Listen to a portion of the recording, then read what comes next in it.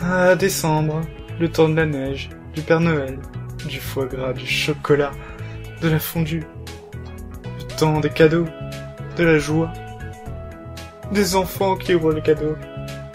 C'est beau. Mais on va pas du tout parler de ça dans ce premier épisode.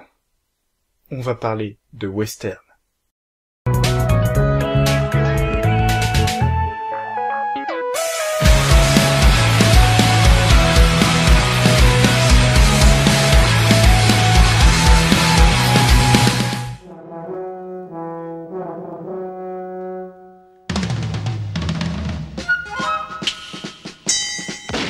Pour ce premier numéro de Clap, je vais vous parler du film A Fistful of Fingers d'Edgar Wright. Il est sorti en 1995 et quasiment introuvable en VHS, il n'existe même pas en DVD. Ce film est un véritable hommage au film de western tout en restant comique. C'est également la première réalisation d'Edgar Wright. Même si ce premier film n'est pas très connu du grand public, il lui a permis d'être engagé pour des séries en tant que scénariste ou réalisateur, telles que la série Asylum ou Mash and Peace. On retiendra surtout son travail sur la série Space, Les Allumés en français, qui lui a permis de rencontrer ses acteurs fétiches, Simon Pegg et Nick Frost. Il aura également un petit rôle en tant qu'acteur dans la série qui ne durera que 2 saisons, jusqu'en 2001. Mais ce n'est qu'en 2004, soit 9 ans après son premier long métrage, qu'Edgar Wright réalisera le désormais culte Shaun of the Dead. Shaun of the Dead fait partie d'une trilogie, la trilogie Cornetto. Le point savant. Qu'est-ce que la trilogie Cornetto? Aussi appelée The Three Flavor Trilogy, ou encore Ice Cream and Blood Trilogy, la trilogie Cornetto est composée de 3 films. Shaun of the Dead, Hot Fuzz et The World's End. Bon, la traduction française est un peu moisiduque, vu que c'est le dernier pub avant la fin du monde. Ces 3 films n'ont que quelques points communs. Les acteurs principaux, Simon Pegg et Nick Frost, mais aussi la présence de sang et les classes Cornetto, d'où son titre, Trilogie Cornetto. C'est pas sorcier.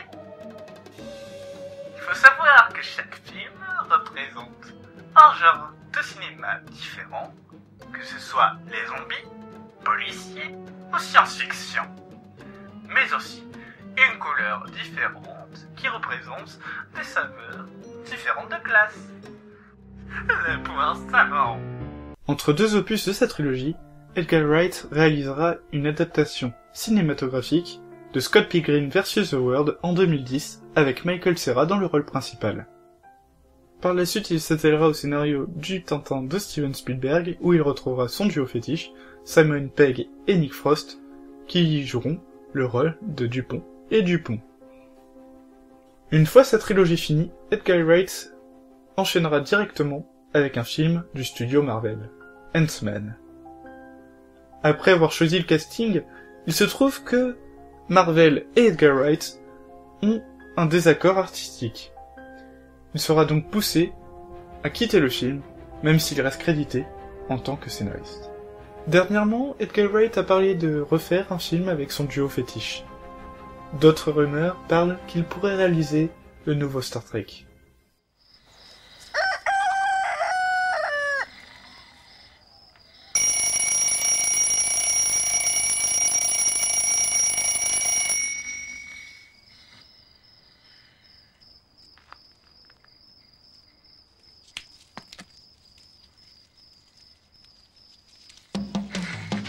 A Fistful of Fingers raconte l'histoire du cow-boy No Name.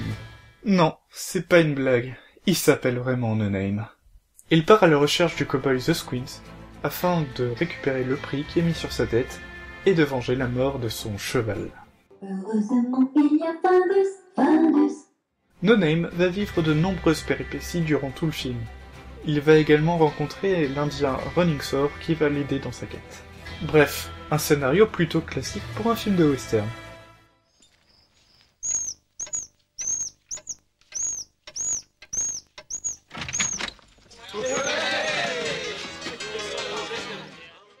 Le casting du film est composé quasiment que d'inconnus. Il faut dire qu'à l'époque, la plupart des acteurs étaient encore étudiants. C'est également le cas d'Edgar Wright, qui n'avait que 19 ans. malgré ce casting assez jeune, celui-ci reste plutôt efficace. Le rôle principal est interprété par Graham Lowe. Vous le connaissez pas? Bah, c'est normal. Après ça, il n'a fait que des petits rôles dans des films. Il a notamment joué dans Hot Fuzz. Si, c'est lui là. Martin Curtis joue le rôle de Running Thor. Tout comme Graham Lowe, celui-ci n'est pas très connu. À vrai dire, il l'est encore moins, vu que celui-ci il n'a fait que 2 rôles dans sa vie.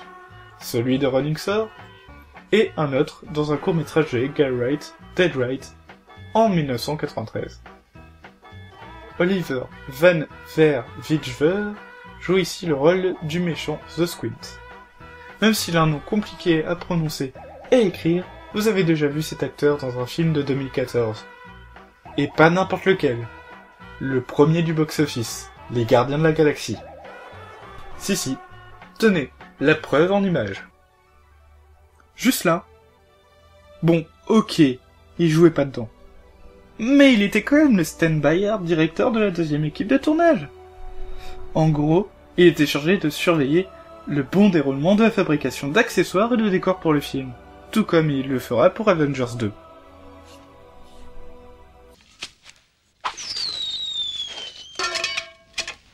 You miss me. Wanna bet? Au niveau de la réalisation du film, on retrouve bien la touche d'Edgar Wright. C'est-à-dire un montage du film très dynamique et des blagues qui font mouche. À l'instar de la trilogie Cornetto, Edgar Wright, ici, mélange film de genre et humour. Alors que dans les 3 films de la trilogie, il s'attelle aux films de zombies, aux films policiers et aux films de science-fiction, ici, Edgar Wright s'attelle aux films de western.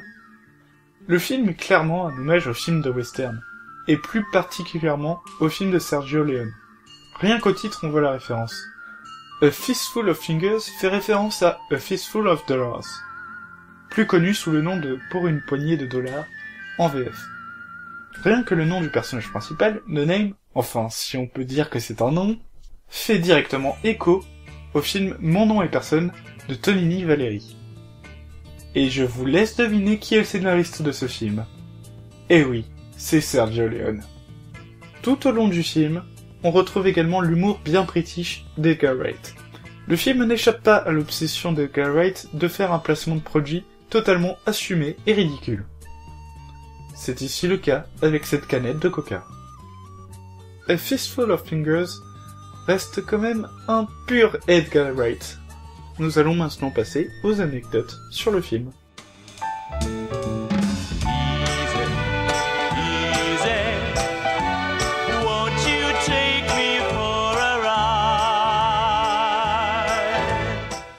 Edgar Wright fait également un caméo dans le film, juste à ce passage. Hey, that's my horse. You can't do that. Wanna bet? Oh mon dieu, ils ont tué Edgar Wright. Espèce d'enfoiré! Ce générique de fin est bourré d'humour.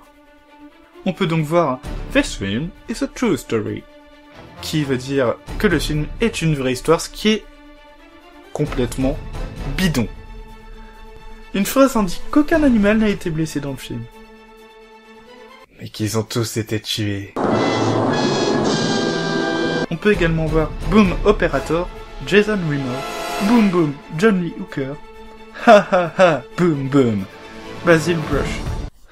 Par contre, il a peut-être oublié le Boom Boom Boom Master Michael Bay. Je vous invite très fortement à aller voir ce film de Edgar Wright. Il est certes pas facile à se procurer et il est disponible qu'en VO et en qualité VHS, mais ça reste un très bon film qui permet de voir la base des films de Edgar Wright. Sur ce sera tout pour cet épisode de Clap. À une prochaine fois pour découvrir ou redécouvrir un autre film.